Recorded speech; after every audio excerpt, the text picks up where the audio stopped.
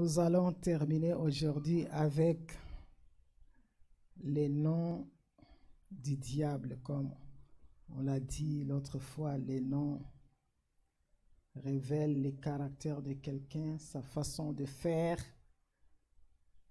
ses possibilités, ses moyens, ses capacités, même ses limitations. On va ce matin aller au point F, parce que nous voulons terminer avec les noms. Prochainement, on va parler sur les activités du diable. Je me souviens un pasteur qui disait, il y a quelqu'un qui disait, je ne dérange pas le diable et le diable ne me dérange pas. C'est faux. Si tu ne t'intéresses pas au diable, le diable va s'intéresser à toi. Parce que le diable existe et ses activités sont réelles.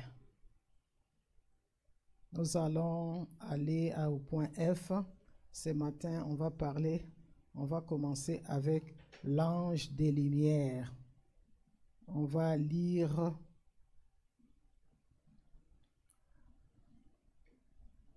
l'ange des lumières. On va lire dans 2 Corinthiens, chapitre 11, les versets 14 à 15. 2 Corinthiens, la Bible dit,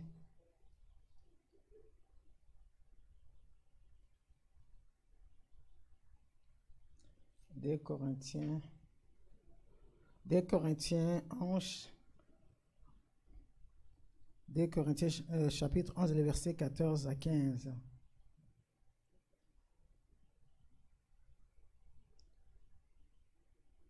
On peut commencer aussi même au verset 13 pour qu'on entre dans le contexte.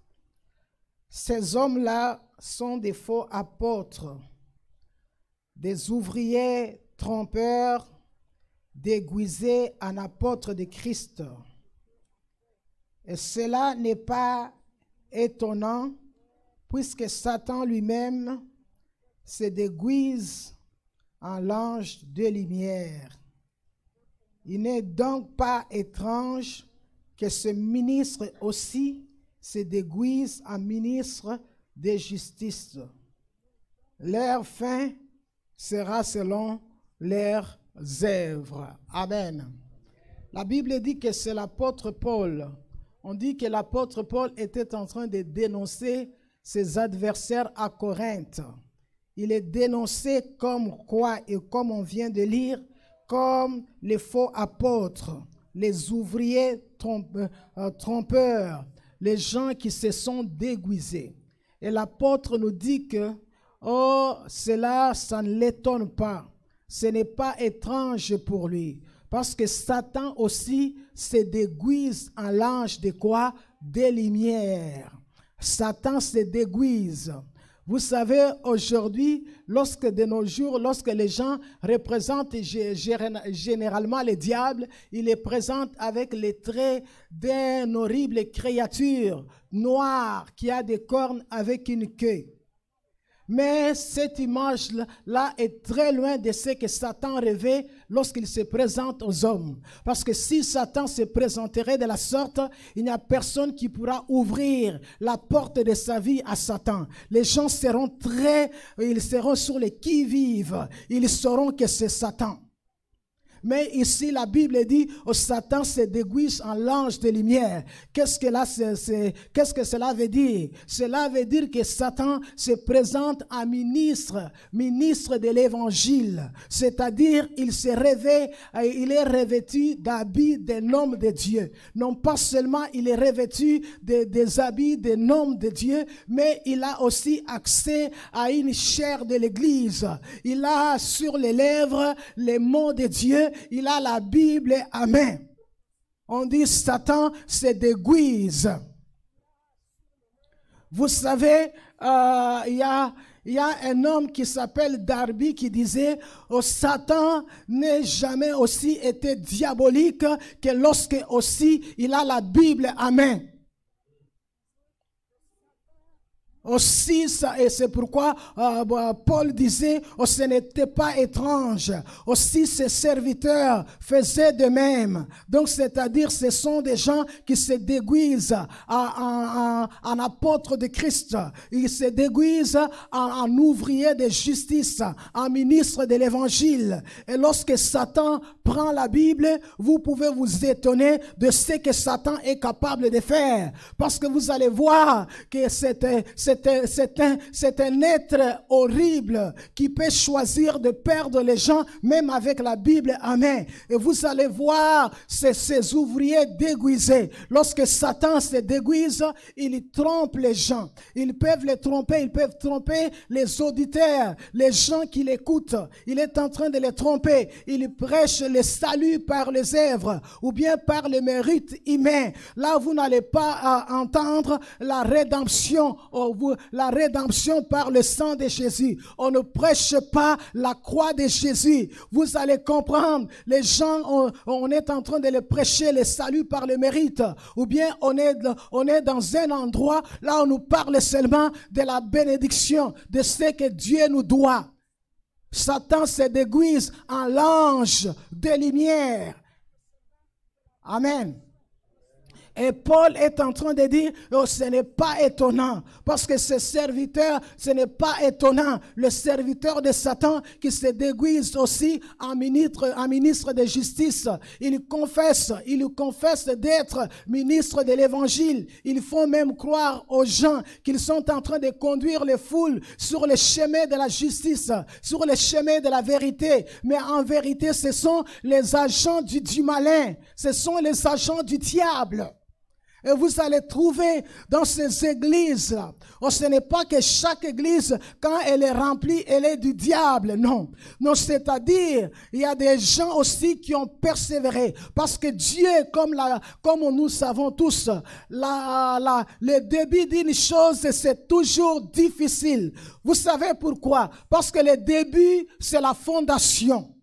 Parce que vous savez, quand la fondation est mal posée, toute la structure peut être affectée.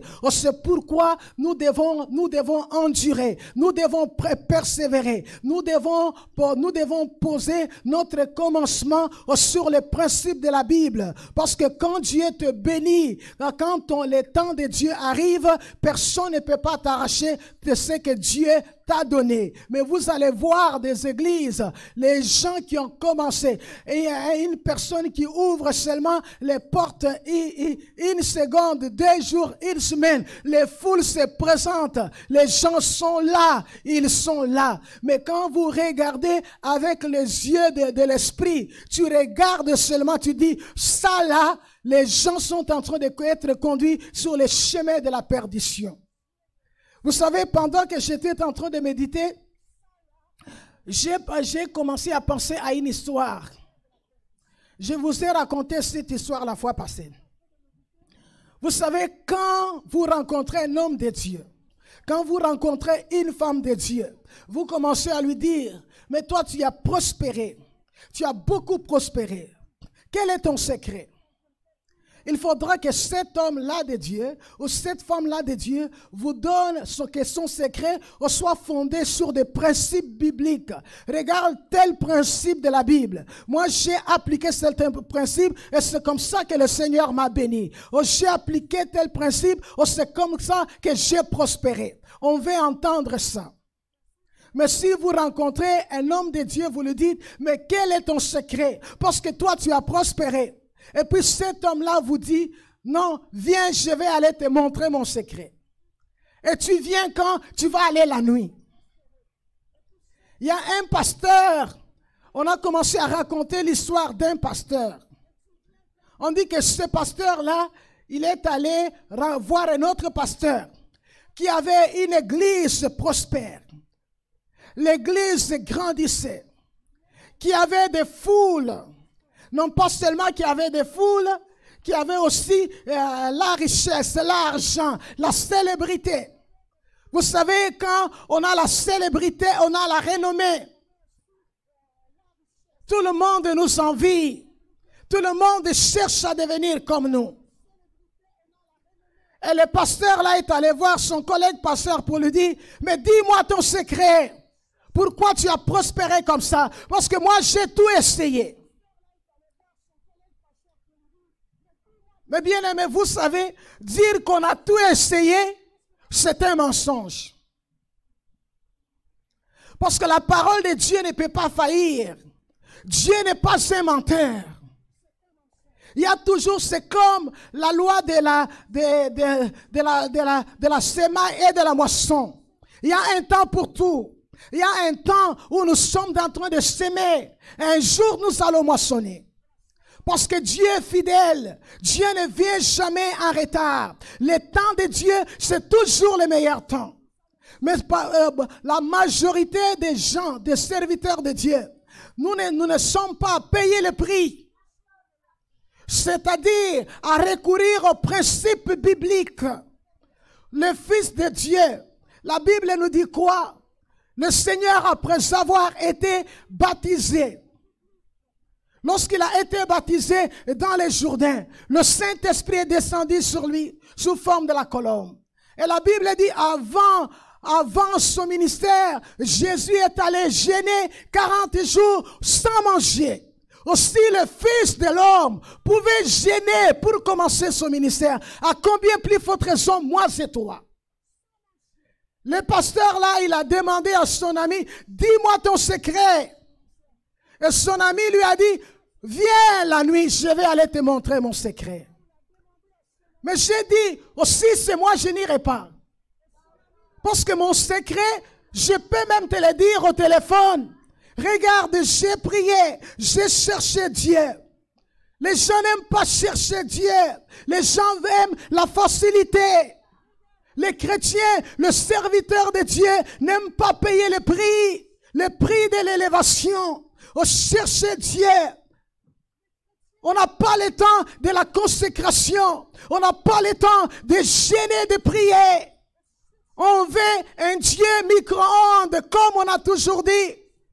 On veut les bâtons magiques.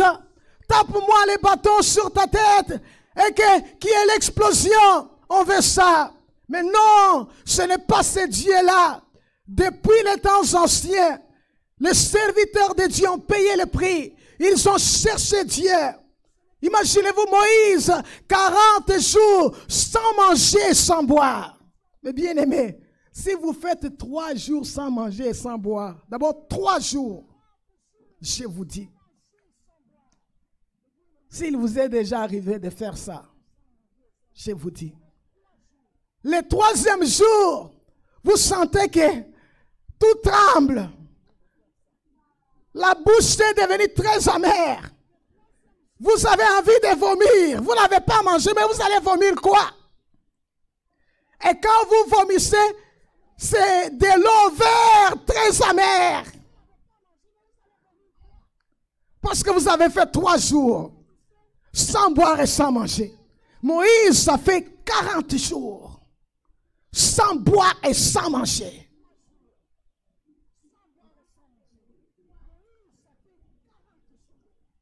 C'est pourquoi Paul avait la fierté de regarder ces faux apôtres. Il leur disait, je suis apôtre, pas comme vous. Mais je me suis qualifié par des gènes, j'ai été persécuté, lapidé, on m'a fouetté. 2 fois, les Juifs m'ont fouetté. 39 coups. J'ai été dans des tribulations. C'est ce qui a fait de moi un vrai apôtre. Un serviteur de Dieu n'aime pas seulement la facilité. On n'est pas serviteur de Dieu quand tout est facile. On est serviteur de Dieu quand tout est difficile. Et cela nous pousse à chercher la face de Dieu. Je le cherche jusqu'à ce qu'il vienne. Je le cherche jusqu'à ce qu'il me bénisse. Oh, je tiens le Seigneur comme Jacob. Oh, je vais lutter avec toi. Regarde mon nom. Oh, je m'appelle la pauvreté. Oh, je m'appelle les manquements. Oh, je m'appelle stérilité. Je m'appelle manque de prospérité. Oh, je m'appelle honte. Mais ce matin, oh, cette nuit, je ne te laisserai pas. jusqu'à ce que tu changes mon nom. L'aurore est venue. La Bible nous dit quoi? L'ange de l'Éternel a dit à Jacob, laisse-moi Jacob parce que c'est l'aurore. Les gens vont me voir. Et Jacob a dit, oh, j'ai décidé que ça doit changer. Je ne veux plus vivre du vol. Parce que Jacob s'appelait au surplanteur. Il a volé les droits d'aînesse de son frère. Lorsqu'il est allé c'est Laban, il s'est enrichi par les vols. Mais il comprenait que c'est la bénédiction de l'Éternel qui enrichissait. Oh, c'est la bénédiction de l'Éternel qui peut changer notre vie. Et la bénédiction de l'Éternel, elle ne vient pas lorsque nous sommes devant la télévision. Elle ne vient pas lorsque nous sommes toujours dans des viandes de l'Amérique du Nord. Nous sommes toujours dans des jambons. La bénédiction de l'Éternel vient lorsque nous disons, Seigneur, oh, j'ai besoin de toi. J'ai besoin de toi. J'ai besoin de te chercher. J'ai besoin d'être mis à part. Oh, je ferme mon téléphone. Je n'ai pas besoin de parler à quelqu'un. Oh, je veux parler à Dieu. Parce que c'est Dieu qui a béni les autres. J'ai aussi besoin qu'il me bénisse. On a oublié ça. On veut la facilité. C'est comme ça que ce serviteur-là, il est allé trouver l'autre. Et l'autre l'a amené à la nuit, minuit, à côté d'une rivière. À côté d'une rivière. Et puis, il a fait ses prières démoniaques. Quand il a fait ses prières démoniaques, une femme sort de la rivière. À moitié, la femme, c'était comme une sirène. Alors, le pasteur là a dit à l'autre, c'est ça mon secret. Il faut que tu t'accouples avec cette femme. Et c'est comme ça que le pasteur, c'est pas quel aveuglement. Il s'est accouplé avec la femme. Maintenant, on lui dit, regarde, maintenant là, tu vas prospérer. Tu seras un homme prospère. Mais quand tu prêches à l'église, ne prêche pas la sanctification. Ne prêche pas la rédemption par le sang de Christ. Prêche les miracles. Prêche la prospérité. Prêche la prospérité. Et puis on lui dit, chaque semaine, faut que tu couches avec les femmes dans l'église. C'est pourquoi Jésus disait, mes serviteurs, vous les reconnaîtrez par leurs fruits, non pas par les œuvres. Vous savez, Satan a la contrefaçon pour tout ce que Dieu fait. Les miracles, Satan les a. Les prophéties, Satan les a. Les guérisons, Satan les a. Les délivrances, Satan les a. Mais c'est la source qui est démoniaque. Et le pasteur là, il a commencé à expliquer. Malheureusement, il était mort sans être délivré. C'est pitié d'apprendre qu'un homme de Dieu est tombé très bas pour aller chercher les secours du diable pour la prospérité de l'œuvre de Dieu. Qu'est-ce que moi j'ai à gagner? Aussi l'œuvre de Dieu ne prospère pas. Moi, j'ai fait ma part, je prie, je cherche Dieu. Le Dieu à qui appartient la gloire, au moment opportun, il va faire prospérer son œuvre. Et c'est comme ça qu'il explique, il arrive quelque part. Lorsqu'il arrive, directement, il a commencé à prophétiser aux gens. C'était des vraies prophéties, des vraies prophéties. Il mettait les mains sur les gens tombaient de miracles, de délivrances. Mais, souvenez-vous de la source de ces miracles. Donc, c'est-à-dire, chaque fois qu'on te pose les mains, tu es aussi possédé. Chaque fois qu'on prie pour toi, tu es aussi possédé. Et c'est comme ça que le pasteur, lui, il en avait marre. Parce que vous savez, la différence entre le diable et Satan. Vous savez, Dieu nous donne ses dons gratuitement. Mais pour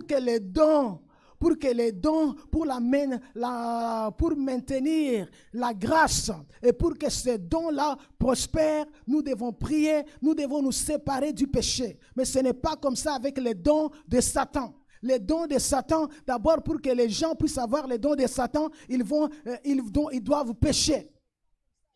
Ils doivent pécher. Et chaque jour, il faut t'enfoncer dans le mal pour maintenir cette grâce. Et ce pasteur-là en avait marre de commettre la fornication avec les femmes de l'église. Et c'est comme ça qu'il a dit, non, je vais sortir de ces choses. Et quand on a compris qu'il voulait sortir, et c'était trop tard pour lui. Et qu'est-ce qu'il a fait? Il a écrit parce qu'il cherchait quelqu'un qui avait plus d'onction que lui, qui pouvait les délivrer de ces démons-là qui l'ont possédé, ces démons-là qui étaient en lui, qui lui communiquaient les capacités des ténèbres pour qu'il prophétise sur les gens. Toutes les vraies prophéties ne viennent pas de Dieu. Il y a des gens, ils sont possédés de démons. Comme je vous disais l'autre fois, les magiciens, lorsqu'ils font la magie, ce sont les démons qui leur dictent ce qu'ils vont faire. Et vous, les spectateurs, vous êtes en train d'acclamer, on est en train de couper vos vies au milieu. On vous vole la moitié de vos vies. C'est pourquoi les gens, certaines personnes, des innocentes, qui sont allés regarder ces artistes des ténèbres-là, ils sont morts jeunes sans connaître d'où provenait la mort. Pourquoi? Parce qu'ils ont assisté à ces choses-là. Et c'est comme ça que ce pasteur-là, il a commencé à dire non. Il est allé voir celui qui l'avait initié. Moi, je vais sortir. Il a dit, pas question, si tu sors, tu meurs. Parce que tu sais, le diable, quand vous lisez dans la parole de Dieu, la Bible parle du diable, mais nous ne connaissons pas l'organisation des ténèbres dans les royaumes des ténèbres, comment se font les activités. Et gloire soit rendue à Dieu pour tous les serviteurs du diable que le Seigneur a sauvés, qui sont venus nous expliquer en détail comment est-ce que le diable est organisé, ses activités dans les royaumes des ténèbres. Et cet homme-là, il a dit, je vais sortir. On l'a dit, tu vas mourir. Et c'est comme ça qu'il a écrit une lettre à un pasteur américain. Parce qu'il savait que cet homme-là, il avait assez d'onction pour les délivrer de ces démons. Lorsque le pasteur a reçu la lettre, il a appelé chez lui. Quand il a appelé, c'est la femme qui répondait. Parce qu'ils étaient dans le deuil, le pasteur était mort. Mais bien aimés, nous devons chercher la face de Dieu. Et je dis aussi aux chrétiens, mais bien aimés, oui c'est vrai, nous voulons l'église, mais ce n'est pas seulement, je vais me réveiller seulement comme ça, je me présente dans n'importe quelle église, mais je prie, je cherche la face de Dieu, parce que Satan se déguise en l'ange de lumière, et ses serviteurs font de même. Il y a beaucoup de serviteurs du diable qui se sont passés pour les serviteurs, pour les ministres de l'évangile, pour les ministres de la justice et de la vérité, et ils ont conduit beaucoup des âmes à la perdition. Vous savez, un jour, on était avec mon mari. Quelqu'un m'a appelé de quelque part. Il m'a dit, Pasteur Ruth, je sais que tu as toujours la grâce de la délivrance. Tu ailles quelque part. Il y a un pasteur qui est tout juste à côté de notre ville là, de Laval, dans une autre ville. Il me dit, va voir ce pasteur-là. Parce que c'est un pasteur, mais maintenant il a le cancer. Il a le cancer, il veut mourir. Moi j'ai dit à mon mari, ok, on va y aller. Moi j'ai dit, oh, on m'a recommandé un pasteur. Je suis allé, et pendant qu'on était en train de prier pour lui, à lui il disait, oh Seigneur, tu m'as amené ici pour venir mourir.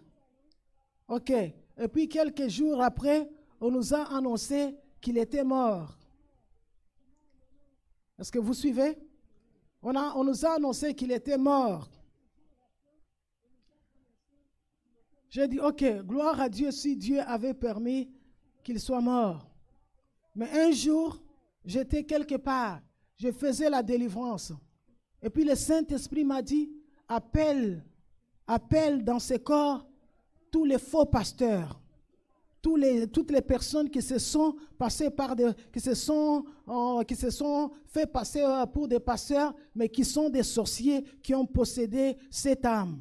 Et j'ai commencé à appeler tous les faux pasteurs. J'ai dit, tous les faux pasteurs dans ce corps, je vous appelle. Ils ont commencé à se présenter un à un. Je les chassais un à un. Je les chassais. Alors je suis arrivé sur quelqu'un qui s'est présenté. Je me suis souvenu du nom de ce monsieur-là. Alors il disait, je suis déjà mort. C'est alors que je me suis souvenu que c'était lui. Parce qu'il a raconté son nom, il a donné son nom, il a donné aussi le nom de son père. Et quand la personne s'est réveillée, j'ai même vérifié pour être sûr que c'était lui. J'ai dit, quel endurcissement. Regarde comment les gens sont prêts. Tu as le cancer, tu meurs. Tu es sorcier, tu es un faux pasteur. Mais pourquoi tu ne peux pas dire, je me répands, je laisse. Regarde, je m'en vais dans l'éternité. Mon destin sera scellé. J'ai menti à tous les hommes, mais je n'ai pas menti à Dieu. Parce que le Seigneur sait qui je suis réellement. Il est mort comme ça.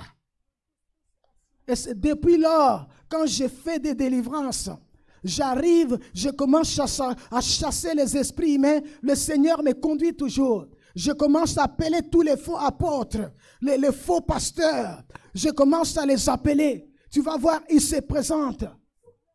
Je me rappelle dernièrement, je faisais même la délivrance de quelqu'un qui disait, « Oh, moi je suis prophète tel. Je vais tuer tel enfant parce que j'aimerais que mon église puisse grandir. » Je l'ai chassé de ce corps-là.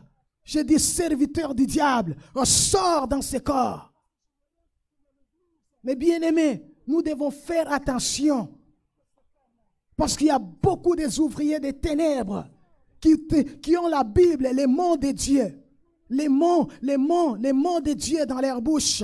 Ils ont des prophéties, ils ont des miracles. Mais regarde, comme Jésus disait, mes serviteurs, vous les reconnaîtrez par leurs fruits. Les fruits, c'est-à-dire les caractères. Et j'écoutais un serviteur de Dieu qui disait, savez-vous que les enfants du diable sont plus talentueux que les enfants de Dieu? Mais oui, parce que commettre le péché, c'est très facile. Mais la vie de sainteté, c'est difficile parce que ça prend la présence du Saint-Esprit et ça prend une discipline. Les gens invoquent le diable, ils pêchent, on leur dit, commettez l'immoralité et c'est facile. Mais se priver du péché, c'est pour certains même enfants de Dieu qui sont nés de nouveau. Ils luttent chaque jour avec le péché. Ça prend la grâce de Dieu.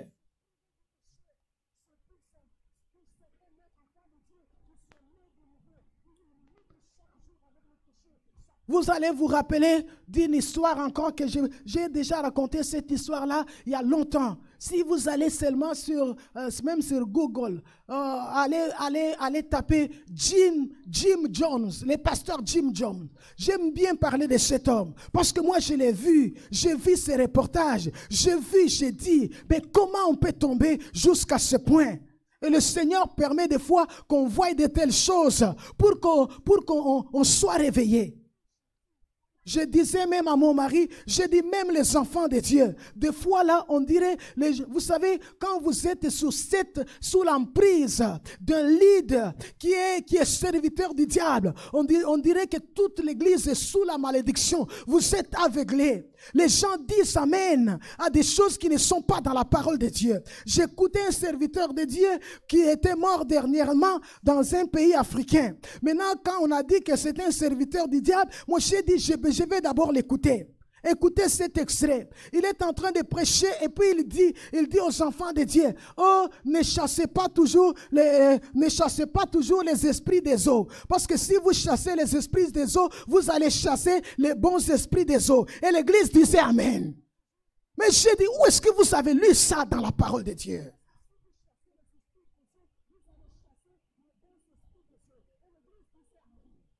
On a besoin de disciples de Thessalonique, des gens qui vont examiner tout ce qu'ils sont en train d'entendre à la lumière de la parole de Dieu. C'est de notre responsabilité d'examiner chaque chose. Il disait amen. Mais j'ai dit non, les anges viennent du ciel. On ne dit pas qu'il y a certains esprits des eaux. Nous ne pouvons pas chasser. Et si nous chassons certains esprits des eaux, nous allons chasser les bons esprits des eaux. C'est écrit où? Et le pasteur là dit, Jim Jones, dont je vous dis là, c'était un pasteur américain. Il était célèbre dans des années où il y avait le racisme aux États-Unis. Lui, c'est un pasteur qui condamnait les racismes. Et qu'est-ce qu'il a fait? Il avait rassemblé des foules parce que lui, il était blanc, mais il traitait tout le monde équitablement. Ce n'était pas un raciste. Alors, c'est comme ça qu'il a formé une très grande église. Et un jour, il a dit ceci, qu'il voulait déménager à la Guyane du Sud. Il a déménagé à la Guyane du Sud. Et lorsqu'ils sont allés à la Guyane du Sud, ils arrivent là-bas. Oui, c'était encouragé. Ils ont fait des écoles, ils avaient leurs propres champs. Oh, c'était beau. Quand tu regardes, tu pouvais dire, oh non, ça c'est la prospérité. Mais mes bien-aimés, oh, c'est pourquoi il faut des intercesseurs. Des intercesseurs, comme je vous disais, prier pour des pasteurs. Parce qu'un leader, comme dit la Bible, la Bible dit, on frappera. Les bergers et les brebis vont se disperser. Oh, Satan sait que lorsqu'on peut attaquer une brebis, les leaders, les pasteurs vont venir en aide à ces brebis. Mais lorsqu'on attaque les pasteurs, c'est très difficile. Oh, c'est pourquoi l'Église a besoin, des pasteurs ont besoin de nos prières. Nous devons prier pour eux. Pour qu'ils ne soient pas séduits. Parce que si un pasteur est séduit, c'est toute la congrégation qui sera sous la malédiction. Et les gens vont se retrouver en enfer. Moi, j'ai vu les vidéos de cet homme qui prêchait. À un certain moment, il ne prêchait plus Jésus, il se prêchait lui-même. Mais bien aimés, nous sommes ici. L'église, c'est Jésus. L'église, c'est Jésus. L'église doit commencer avec Jésus, doit finir avec Jésus. Nous sommes ici pour prêcher Jésus. On n'est pas ici pour prêcher un bishop, pour prêcher un représentant. Non, nous pouvons avoir des modèles. Comme Paul a dit, imitez-moi parce que j'ai imité Christ. Mais nous sommes ici pour prêcher Jésus. Le monsieur là, il a commencé à se prêcher lui-même. Nous devons éviter ça. Le culte de personnalité. Vous allez voir des gens, oui, on veut honorer les pasteurs, on veut les respecter. Mais la Bible n'a pas dit qu'on doit les adorer. Non, qu'on doit les adorer, qu'on doit leur donner la place de Jésus. Non, la place de Jésus est pour Jésus seul. Il y a des pasteurs qui ont compris ça. Des fois, ils remettent les brebis à leur place. Mais si Jésus te guérit, je n'ai pas besoin que tu viennes toucher mes pieds. Pourquoi tu vas toucher mes pieds? Lorsque lorsque Pierre et Jean ont guéri l'homme qui était sur les boîtiers du temple, on a dit que tous étaient là, les regards fixés sur eux. Pierre a détourné l'attention d'eux. Il a dit, oh mon frère, pourquoi rester là, les yeux fixés sur nous, si c'est par nous, comme si c'était par notre force que cet homme que vous voyez est guéri. Non, c'est par le Jésus de Nazareth que vous avez crucifié, que Dieu a ressuscité des morts. On n'a pas vu que lorsque Pierre a guéri, on est allé toucher ses pieds, on a commencé à essuyer son visage. Non. Ils ont acclamé Jésus. Ils ont donné la place au roi des rois. Aussi le Seigneur te guérit. Oh, ce n'est pas moi qui t'a guéri. Oh, je suis qu'un simple instrument. Respecte-moi. Donne la gloire à Jésus. Vous allez voir, il y a même des églises, les pasteurs prêchent. Et puis quand ils prêchent bien, les fidèles passent avec des mouchoirs sur des pasteurs. Pas question. On n'a pas besoin de ça. On a besoin de donner la gloire. La Bible dit, lorsque Jésus est allé à Jérusalem, assis sur l'ânesse, la Bible dit quoi? Assis sur l'ânon, les petits d'ânesse. La Bible dit quoi? On a mis les habits. L'ânon a profité seulement de la gloire qui était pour la gloire, pour les rois des rois. On n'a pas chanté gloire à l'ânon. On a dit gloire à Jésus. Nous sommes comme l'ânon. Nous pouvons seulement jouir des privilèges, des respects de cette gloire comme des instruments que le Seigneur utilise. On n'a pas besoin que quelqu'un vienne m'essuyer mon visage parce que j'ai prêché. Je n'ai pas besoin que quelqu'un vienne toucher mes pieds parce que Dieu l'a guéri. Ce n'est pas dans le Nouveau Testament. Oui, dans l'Ancien Testament, oui. Mais dans le Nouveau Testament, il n'y en a pas. Les pasteurs, qu'est-ce qu'ils faisaient? Les gens dormaient. À 2h, 3h du matin, sifflaient. Vous savez, quand les gens n'ont pas bien dormi pendant des jours, ils sont faibles. Ils n'ont plus la capacité de réfléchir, de bien examiner ce qu'on leur dit. Alors les pasteurs étaient en train de dire, il n'y a personne qui vous aime comme moi. Et là, les gens disaient Amen. Et quand si vous regardez ces vidéos-là, vous serez traumatisés. Et pendant que les fidèles sont assis, il y a les gardes-corps du pasteur qui ont déjà en secret toute l'assemblée. Et puis avec quoi? Avec les armes. Tu vois les vraies armes.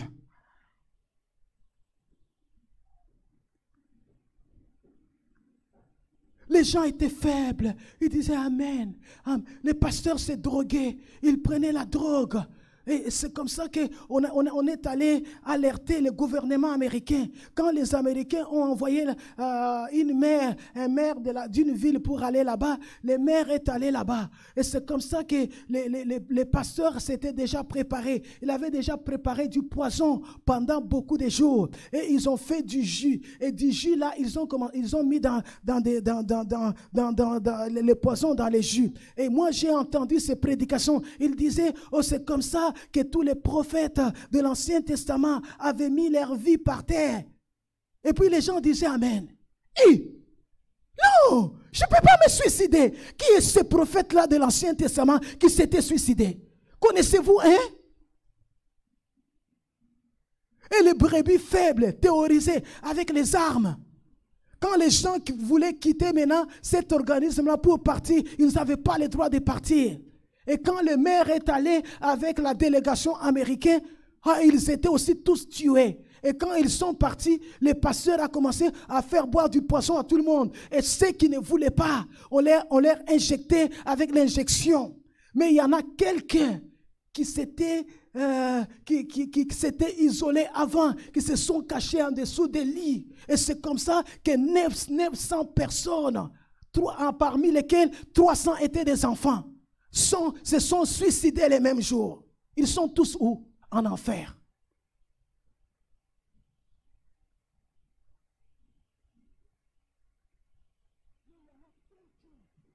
Amen. L'heure n'est pas à la distraction, c'est l'heure de prier. Comme on dit que le diable, je dis toujours le diable, lui Satan, lui, il n'a pas de problème que quelqu'un soit perdu. Hein. La façon dont tu es perdu, ça ne l'intéresse pas. Si tu es perdu avec la Bible, c'est correct. Si tu es perdu dans la drogue, c'est correct. L'essentiel pour lui, il aura ton âme. C'est pourquoi nous devons prier. Nous devons examiner toutes les choses à la lumière de la parole. Il y a un frère qui expliquait l'autre fois, il dit, il arrive dans une église. Et puis on dit, le pasteur, on a invité un prédicateur. Le prédicateur les a prêchés. Et puis il a dit, venez recevoir l'onction pour être des millionnaires. Ah, avez-vous lu ça où? Si on nous mettait seulement de l'huile et puis on devient millionnaire, qu'est-ce que Dieu a à faire en ça? Comment est-ce que nous devons apprendre les voies de Dieu? Pourtant, la Bible dit, nous devons donner nos dîmes et nos offrandes. Et Dieu va ouvrir les églises des cieux. Il va envoyer la bénédiction en abondance. Il va menacer les dévoreurs. Avez-vous lu dans la parole de Dieu, on a dit, on te met l'onction et puis tu deviens millionnaire. Les frères, où il était averti, il a dit, je ne suis pas allé. J'ai dit, voilà. On a dit, la Bible dit quoi?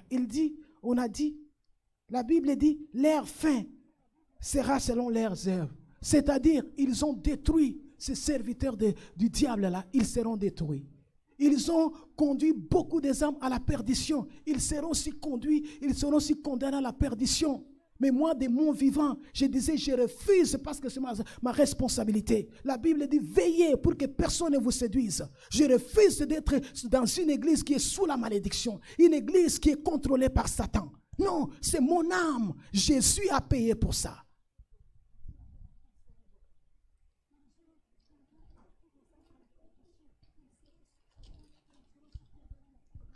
Les lions rugissants.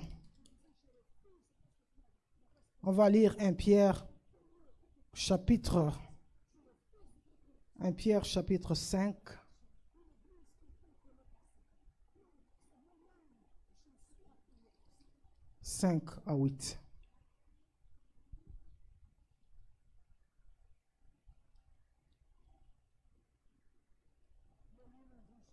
Pierre. La Bible dit de même, vous qui êtes jeunes, soyez soumis. 1 Pierre chapitre 5, les versets 5 à 8. De même, vous qui êtes jeunes, soyez soumis aux anciens. Et tous dans vos rapports mutuels, revêtez-vous d'humilité, car Dieu résiste aux orgueilleux, mais il fait grâce aux humbles. Humiliez-vous donc sous la main puissante de Dieu, afin qu'il vous élève au temps convenable. Déchargez-vous sur lui de tous vos soucis, car lui-même prend soin de vous. Soyez sobres, veillez. Votre adversaire, le diable, rôde comme un lion rugissant, cherchant qui il dévorera. Résistez-lui avec une foi ferme, sachant que les mêmes souffrances sont imposées à vos frères dans le monde. On dit comme. On dit lui, il imite seulement les lions. Il n'est pas le lion. Il peut faire comme un lion. Parce que le vrai lion, le lion de la tribu de Juda, c'est Jésus. La Bible dit, les jeunes, c'est-à-dire ceux qui sont jeunes dans la foi, doivent se soumettre aux anciens.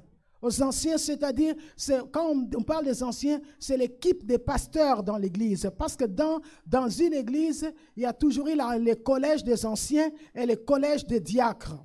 Les anciens, c'est l'équipe des pasteurs d'une église. Et la Bible dit, les jeunes doivent se soumettre à ces surveillants des troupeaux. On les appelle les surveillants des troupeaux. On les appelle des pasteurs. On les appelle des anciens. Pourquoi? Parce que ces surveillants des troupeaux ont acquis une sagesse au cours de nombreuses années d'expérience avec Dieu. Non pas seulement au cours de nombreuses années d'expérience avec Dieu, ils possèdent la connaissance profondément pratique de la parole de Dieu. C'est pourquoi la Bible dit les jeunes dans la foi doivent se soumettre aux anciens. Et la Bible nous dit, nous tous, dans nos rapports mutuels, nous devons revêtir l'humilité. L'humilité, c'est une vertu. On dit, dans nos rapports mutuels, nous devons revêtir les tabliers d'esclaves. Parce que les tabliers d'esclaves, c'est la marque d'un serviteur. C'est le plus haut rang dans les royaumes. Vous allez vous souvenir de Jésus. Avant d'aller à la croix, la Bible dit dans Jean 13, c'est comme ça que Jésus il a pris un linge, il s'est saigné les reins, il a mis les tabliers, il a lavé les pieds des disciples, il a dit, regardez, moi je suis maître, je suis le Seigneur, je vous fais ces choses.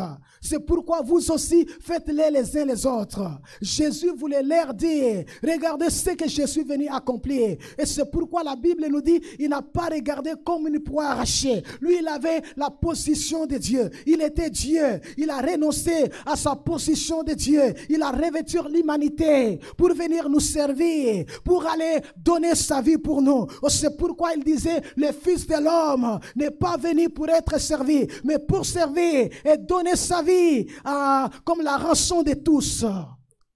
Revêtez-vous de l'humilité. Un missionnaire disait aussi, je peux utiliser des expressions indispensables à la croissance spirituelle. Quand les chrétiens ont grandi, quand les chrétiens sont matures, quand le caractère est changé, quand les gens sont transformés, les deux expressions, il dit, voilà ces deux expressions, je ne sais pas, je regrette. Vous savez, parce que les humbles connaissent leurs limitations. Quelqu'un qui est humble, il veut dire, frère, moi je ne sais pas faire ça. Ça c'est ton don. C'est toi qui le sais faire. C'est toi qui peux faire ça. Moi je ne sais pas. Quand quelqu'un est orgueilleux, il va se présenter à faire n'importe quoi, même quand il n'est pas capable. Il ne sait pas dire je ne sais pas. Il dit ces deux phrases, ça reflète une grande humilité. Je regrette. Oh, pardonne-moi. Vous savez, savoir demander pardon, oh, c'est la marque d'une grande humilité. Et c'est la marque de la croissance spirituelle élevée. Savoir dire, je te demande pardon. Il y a des chrétiens qui ne savent pas ça. Mais bien aimés, surtout, on veut s'adresser aux couples, aux mariés. Mes frères, soyons prêts à dire, chérie, je te demande pardon. Comme je vous dis toujours, j'avais un professeur qui me donnait les cours des relations d'aide. Un jour, il dit, vous savez, les gens qui sont mariés, ils sont plus transformés que les chrétiens qui ne sont pas mariés. Il dit, les gens qui ont des enfants, ils sont encore plus transformés que les chrétiens qui n'ont pas des enfants. Moi, j'étais là dans la salle. J'ai dit, ah, pasteur, qu'est-ce que tu racontes? Mais quand je me suis marié, j'ai compris. Amen. Quand je me suis marié, j'ai compris.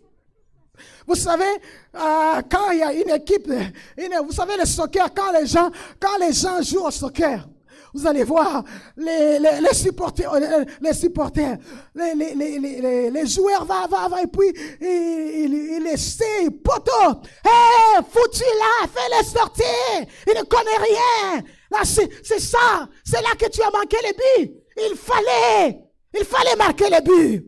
Quand on est dehors, on peut bien comprendre comment est-ce qu'on peut marquer les buts. Mais dès qu'on te met dans le terrain et tu prends les ballons au pied, tu commences. Frère, le mariage, ce n'est pas facile. Ça prend la grâce de Dieu. Oh, c'est pourquoi nous les chrétiens, nous devons chercher Dieu parce que nous avons besoin de la grâce. Nous avons besoin de la grâce. Les messieurs là que tu vois là, même s'il t'a énervé, il va dormir à côté de toi. Et puis les jours où il t'énerve, il gonfle encore très fort. Mais c'est ton mari. C'est ton mari. Mais bien aimé, c'est ce qui nous donne le caractère. C'est ce qui nous donne quoi? Le caractère. Et quand je suis devenu marié, j'ai compris. J'ai dit oui. Le pasteur là avait raison. Le pasteur du CEP, il avait raison. Il a dit encore, vous savez encore, les enfants là, ça nous donne encore les caractères. Tu vas les amener où? Ce sont tes enfants. Ils sont là. Donc c'est-à-dire, Dieu peut utiliser les autres pour façonner notre caractère. C'est pourquoi nous devons rester avec le Seigneur.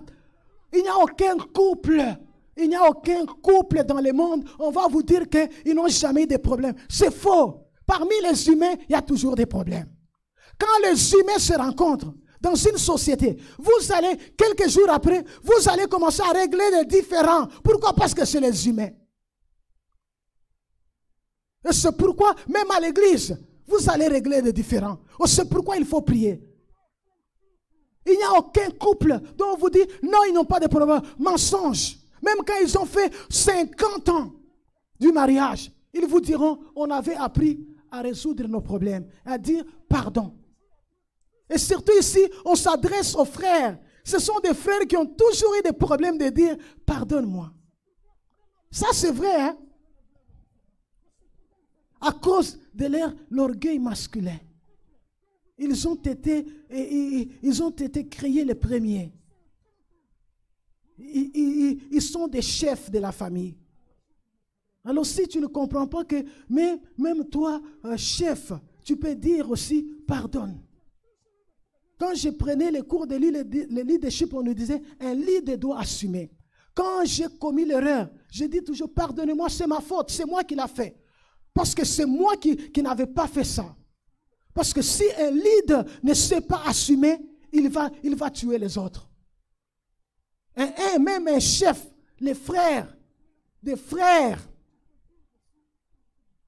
nous devons dire, pardonne-moi chérie. Ça là, c'est ma faute. J'avais commis l'erreur. Revêtons l'humilité. Imaginez-vous une église où tous les chrétiens ont cet esprit-là d'humilité. Où les gens estiment les autres meilleurs par rapport à eux. Imaginez-vous cette église où les gens se bousculent pour aller accomplir des tâches pratiques. Mais bien aimés, je vais vous dire quelque chose. Dieu ne récompense jamais le ministère, mais Dieu récompense la fidélité. Et si nous sommes fidèles dans un peu que Dieu nous a confié, Dieu nous ajoute d'autres responsabilités. Moi, quand j'ai commencé, j'étais qu'une intercesseuse. J'avais la passion de prier pour les hommes de Dieu. Tout ce que je voulais qu'ils prêchent bien. Tout ce que je voulais prier pour eux, pour qu'ils ne prennent pas les mauvaises décisions, pour qu'ils soient capables de diriger le peuple de Dieu sur la voie de Dieu. Et jusqu'à ce que le Seigneur j'ai commencé à enseigner, j'ai commencé à exhorter. La Bible dit, n'aspirez pas à ce qui est élevé, laissez-vous attirer par ce qui est humble.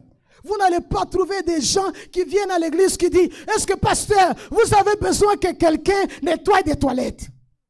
Non, quand les gens viennent et disent, est-ce que je peux prêcher? Frère, Dieu, ce n'est pas comme ça qu'il commence. Dieu commence toujours par très bas. Aussi tu es fidèle, Dieu va t'ajouter d'autres responsabilités. Regardez David. La Bible dit, ce n'est pas quand David est devenu roi que Dieu a trouvé que c'était un homme selon son cœur. Non, c'est quand David était en train de paître les troupeaux. Dieu les regardait. Il dit, c'est regarder cet homme. Le travail le plus sale, le travail le plus exigeant, le travail où tu deviens condamné à lutter pour les brebis. Tu n'as pas une vie, mais il était fidèle dans ce qu'il faisait. Et le Seigneur, pendant qu'il a rejeté Saoul, il était à la recherche de trouver qui est cet homme de la tribu des descendants de David. Pensez-vous, un homme, il était en train de chercher, que je voulais dire, la postérité d'Abraham qui devait être roi. Pensez-vous que David était le seul de la postérité d'Abraham? Pas question, il y en avait beaucoup. Mais Dieu a trouvé un homme fidèle. Les gens, des fois, ils les regardent et disent, oh, j'aime bien chasser les démons. J'aime bien commencer à prophétiser, à prêcher comme toi. Frère, quand est-ce que tu as été qualifié? Quand est-ce que tu as été fidèle? Les gens ont des problèmes pour nettoyer l'église. Ils ont les problèmes pour faire les toilettes. On a des problèmes pour ça. Mais on veut que Dieu nous donne de grandes responsabilités. Pas question. Si tu es fidèle dans peu de choses, Dieu va te confier de très grandes choses. Je me rappelle un jour, quand je vous parle, dans l'église où j'étais, la toilette du pasteur était très sale. Alors ce jour-là, j'ai dit non, je vais aller nettoyer la toilette des pasteurs. Maintenant, les messieurs qui s'occupaient de l'entretien, ils viennent me dire, ah, pasteur Ruth, qu'est-ce que tu fais? Toi, tu es pasteur, tu ne peux pas faire ça. Frère, tu ne comprends pas que je vais me qualifier pour la plus grande onction. Je vais me qualifier pour la plus grande grâce. Parce que c'est ici que Dieu voit les cœurs à qui il pourra accorder plus de responsabilités. Parce que si nous ne sommes pas capables d'appeler les âmes qui ne sont pas venues à l'église, nous ne sommes pas capables. Vous savez, l'homme aime être vu. Mais qui sont ces gens-là qui ont passé les tests de faire le ministère sans être vus, ou sans être qualifiés? Personne ne te voit. Comme il y avait un pasteur, comme je vous dis toujours, lui il prêchait bien l'onction, les miracles, et il y avait la gloire de Dieu. Cette vieille dame dans cette église qui n'avait pas de ministère, qu'on n'avait pas attribué une responsabilité, qui venait, qui s'assoyait dans les coins, mais Dieu voyait dans les lieux secrets. Les pasteurs commencent à se vanter. Avez-vous vu comment est-ce que j'ai travaillé? Moi, votre pasteur, j'ai amené beaucoup de gens. J'ai fait grandir cette église. Dieu lui donne la vision sur sa tête, une petite couronne. Et cette vieille dame, une grosse couronne sur sa tête. Maintenant, il dit à Dieu, c'est quoi ça? Dieu lui donne l'interprétation. L'église prospère à cause de cette dame, à cause de ses prières. C'est elle qui prie dans les lieux secrets. Mais bien aimé, au servir Dieu, ça ne commence pas devant avec le micro. Ça commence là où les gens ne te voient pas, là où personne ne peut t'acclamer. Seul Dieu peut te qualifier. Je me rappelle de ce pasteur-là. Je l'aime. Lui, quand il parlait de la directrice de l'école des dimanches. Il disait aussi, c'était un pasteur blanc, mais qui prêchait comme des Noirs américains. Et tu vas voir l'onction, la puissance de Dieu. Et il ne parlait pas de son pasteur, il parlait de la directrice de l'école des dimanches. Il dit que c'est cette femme-là qui les a enseigné des versets. C'est cette femme-là qui les a enseigné les bonnes manières. Aussi, il est devenu pasteur. Il est devenu comme ça. C'est à cause de la fidélité de cette femme. Son pasteur, lui, il était content parce qu'il avait son salaire. Il prenait ses vacances. Mais cette dame-là, elle prenait son travail au sérieux. Elle étudiait la Bible en sachant qu'elle va aller enseigner aux enfants qui ne vont pas la juger, mais elle avait sa responsabilité envers Dieu. Elle voulait que ses enfants connaissent la parole de Dieu, que les versets soient sémés dans leur cœur. Elle dit, s'il est devenu un homme puissant, c'est à cause de cette femme-là. Pensez-vous qu'elle est restée la même? Non, parce qu'elle avait été fidèle. Combien de gens, aussi ils enseignent les enfants, ils vont prendre leur travail au sérieux. Parce que là, ce sont des enfants. Personne ne peut pas te juger. Ici, au moins, quelqu'un va venir te dire, pasteur, là, tu avais dit, les versets, là, ce n'était pas comme ça. Mais les autres, là, qui va te dire quoi? Un serviteur de Dieu prêchait un jour. Il dit, lui, il avait commencé aussi avec l'école des dimanches. Vous savez qu'est-ce qu'il faisait? Il préparait la prédication comme s'il va aller prêcher à l'église. Parce que lui, il savait qu'il avait l'appel. Il voulait être fidèle là-bas pour que Dieu les qualifie. Il a dit, il allait prêcher aux enfants. Il leur faisait mémoriser des versets. Et parmi les enfants là, il y avait le fils du pasteur. Et quand il est revenu à la maison, il avait cité les noms de ses frères-là. Ses frères a dit c'est ça. Il nous a dit ceci. Regarde les versets qu'on a mémorisés. Il a dit, mais c'est très sérieux avec ses frères. Et un jour, le pasteur a dit, ok, alors ses frères-là vont venir exhorter dans la grande assemblée. Et c'est comme ça que ses frères a dit, je meurs ici. Il a prêché. Et le pasteur a dit, tu n'es pas seulement qualifié pour l'école des dimanches, tu es aussi qualifié pour des prédications dans la grande assemblée. Mais bien aimés, soyons humbles. Dieu va nous élever. La Bible dit, Dieu résiste aux orgueilleux. Mais il fait grâce aux humbles. Le Dieu Tout-Puissant s'oppose à l'orgueil, décide de les briser. Mais il ne peut pas résister à l'humilité. Les humbles, il leur donne la grâce. Ils vont de dimension en dimension, de gloire en gloire. Si vous êtes humble, votre onction va grandir. Votre capacité va grandir. Vous irez de dimension en dimension. Imaginez-vous si Dieu commence à vous résister. Mais la Bible dit que cette humilité ne peut pas seulement se manifester à l'égard des autres, mais aussi à l'égard de Dieu. Parce que la Bible dit que les chrétiens des temps de Pierre, ils étaient persécutés. Et Pierre dit, la meilleure attitude, les persécutions, ça ne venait pas de Dieu. Ces épreuves-là, ça ne venait pas de Dieu, mais Dieu les avait permis. Et Pierre dit, la meilleure attitude, c'est de se soumettre humblement.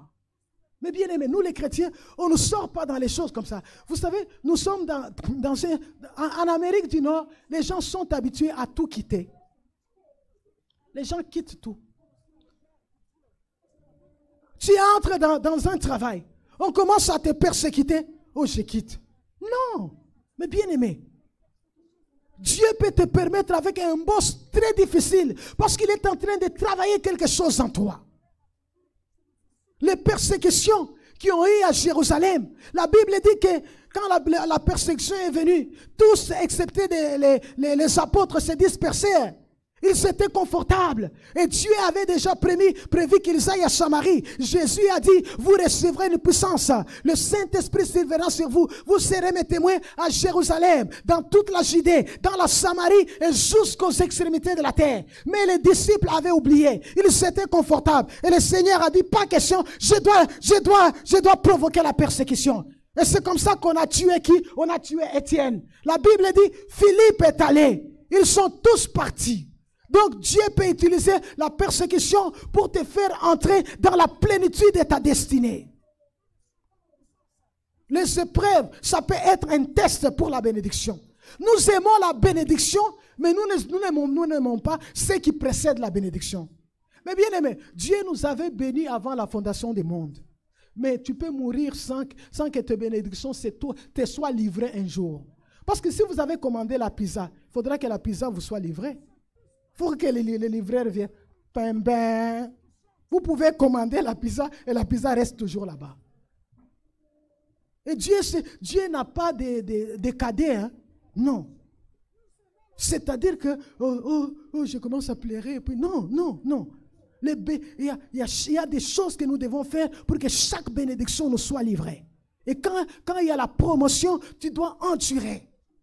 Tu dois persévérer. Moi, j'étais scandalisé. En Amérique du Nord, il y a des pères monoparentales. Moi, d'où je viens. Mais bien aimé, chez les Africains, quand il y a un père monoparental, c'est-à-dire qu'il est veuf. Mais quand j'étais en Alberta, j'ai travaillé avec les enfants à problème. J'avais des enfants qui restaient avec les pères. Où est la maman? Elle était partie un jour. Elle avait décidé de partir. Chez les Africains, frères, si vous n'êtes pas Africain, je vous informe. Chez les Africains, ça n'existe pas. Tu vas voir une mère là, elle est là. C'est pourquoi chez nous, les hommes africains dans nos pays abusent des fois des femmes. Parce que ces femmes-là, d'abord, elles n'ont pas de revenus. Ça aussi, c'est un problème. Et deux, même si elles n'avaient pas de revenus, ces femmes africaines-là, tu vas voir, il y en a même, les maris ne pourvoient à rien. C'est la femme qui va pourvoir pour toute la famille. Et des fois, les maris viennent, il arrache même l'argent dans les mains de la femme, il part avec pour aller prendre la bière. Mais tu ne la verras jamais quitter ses enfants. Pour les enfants, une femme africaine, non. Non. Elle ne peut pas laisser ses enfants. Tu vas voir les maris, c'est un coureur de jupons. Il a 5 maîtresses. Elle dit, va, un jour tu vas abandonner cette vie-là. Mais moi, pour mes enfants, je reste ici. C'est comme ça que ces femmes... Mais j'étais choqué d'apprendre qu'il y a un père monoparental. Et gloire à Dieu pour le Canada. Les femmes ont des revenus. On est bien. Mais regarde, restons ensemble. Parce que quand les gens se séparent, ce sont les enfants qui deviennent des victimes. Dans l'église où j'étais, moi j'ai travaillé avec des enfants dont les parents s'étaient séparés. Tu vois que ce divorce-là, ça détruit plus la vie des enfants que la vie des parents. Oui, ça détruit. Parce qu'un enfant a été fait pour élever. On les a amenés dans les DPJ. Vous savez ce que la DPJ fait? Moi j'ai travaillé avec les enfants de la DPJ. Personne ne peut pas aimer ton enfant plus que toi. Ces gens-là, ils abusent même de ces enfants-là, plus que même leurs propres parents. C'est pourquoi apprenons qu'il y a des épreuves. Ça va passer, frère. Ça va passer. C'est pourquoi Jésus disait, bâtissons sur les beaux fondements. Je dis toujours, vous savez, les commencements de chaque chose, c'est la fondation. Commençons nos mariages avec la parole de Dieu. Parce que le jour où vous allez, chaque chose que nous avons doit passer par l'épreuve un jour. L'église, lorsqu'elle pose sur des bonnes fondations, le jour où elle va passer sur l'épreuve, par l'épreuve, elle va subsister. Si votre mariage est posé sur des bonnes fondations, vous allez subsister. C'est pourquoi prions pour que les gens, nos enfants, ceux qui vont venir, on se marie sur des fondations bibliques. Les épreuves, il y en aura. Moi, quand j'ai regardé mon mari, j'ai dit, waouh, lui aussi, il pouvait me dire ça. Et je pense que lui aussi peut dire, elle aussi pouvait me dire ça. Parce que nous sommes tous des humains. Mais ce n'est pas la fin du monde. Amen. Et la Bible dit, la Bible dit quoi? Ok. Je rentre dans le verset. La Bible dit, déchargez-nous sur lui de tous vos soucis, car lui-même prendra soin de nous. Nous avons le privilège, ça c'est le privilège aux chrétiens, de nous décharger sur le Seigneur de tous nos soucis. La Bible dit, il va prendre soin de nous. Mais bien aimé, l'inquiétude est inutile. Nous ne pouvons pas porter nos fardeaux, parce que nous avons un Dieu prêt capable de les porter. Nous ne pouvons pas nous inquiéter. L'inquiétude, c'est un péché. C'est de dire à Dieu, tu n'es pas fiable. Tu ne tiens pas ta parole. Tu ne peux pas respecter tes promesses. C'est pourquoi les gens qui s'inquiètent pêchent contre Dieu. La Bible dit, pourquoi? Parce que notre adversaire, le diable, on dit, soyons sobres, éveillés. Qu'est-ce que veut dire soyons sobres? C'est-à-dire une attitude sérieuse, une approche réaliste de la vie. La Bible dit quoi? Nous devons avoir de l'intelligence. L'intelligence face au stratagème de Satan. Nous devons être vigilants, c'est-à-dire être prêts à affronter toute attaque de l'ennemi Satan. Satan, si vous ne l'attaquez pas, il viendra vous attaquer. Moi, j'ai dit aux chrétiens, pourquoi toi tu attends seulement que Satan t'attaque? Moi-même, quand Satan ne m'attaque pas, moi aussi je l'attaque. Parce que Dieu nous a donné les armes défensives et offensives. Si tu n'attaques pas Satan, lui va t'attaquer. Mais le jour où Satan t'attaque, ce n'est pas la fin du monde. Attaque lui aussi. J'aime dire aux chrétiens, pourquoi tu pleures? Oh, ces derniers temps, c'est toujours les attaques. Mais attaque lui aussi. Tu as les armes, tu as le sang, tu as les noms, tu as la parole. Attaque-les aussi. Oh, ces derniers temps, je ne dors pas avec les enfants. Mais ça fait quoi? Mais attaque-le aussi. La Bible dit, il est comme un lion rugissant. Si le lion rugit, il sème la terreur. Et la Bible dit que c'est Satan aussi, il terrorise le peuple de Dieu par la persécution. Le jour où tu es persécuté au travail, frère, il ne faut pas abandonner le travail. Dites à Dieu, oh, je reste ici. Travaille, quand tu vas finir, tu vas me faire déplacer. Il y a des gens qui quittent toujours.